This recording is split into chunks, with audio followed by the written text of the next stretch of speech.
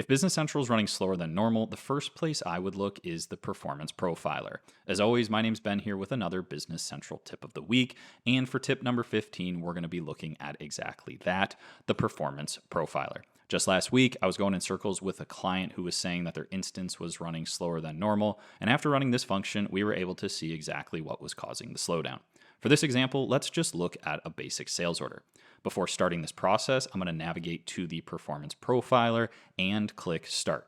This will start to record the actions taking place in Business Central to better understand where the slowness is coming from.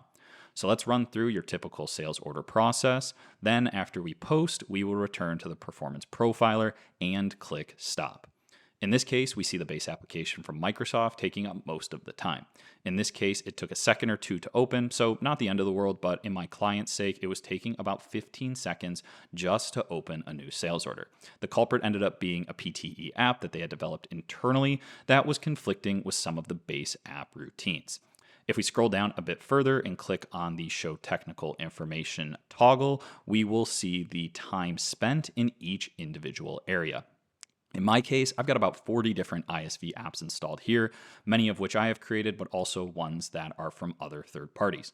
So while we can see here the base app took 60% of that time, I did have other apps firing off while running through my sales order routine, such as the prepayments app, commissions management, notifications, sending invoices, and many more that we can see here.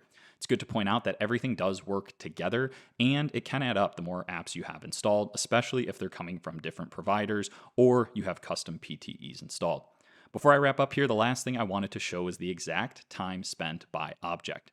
This is great if you're trying to get more granular on optimizing a specific code unit and want to dig further into the specifics on the pie chart above. If this helped, check out the rest of our channel for more D365 Business Central content, and don't forget to subscribe so that you never miss a weekly tip. Thanks for watching, and have a great day.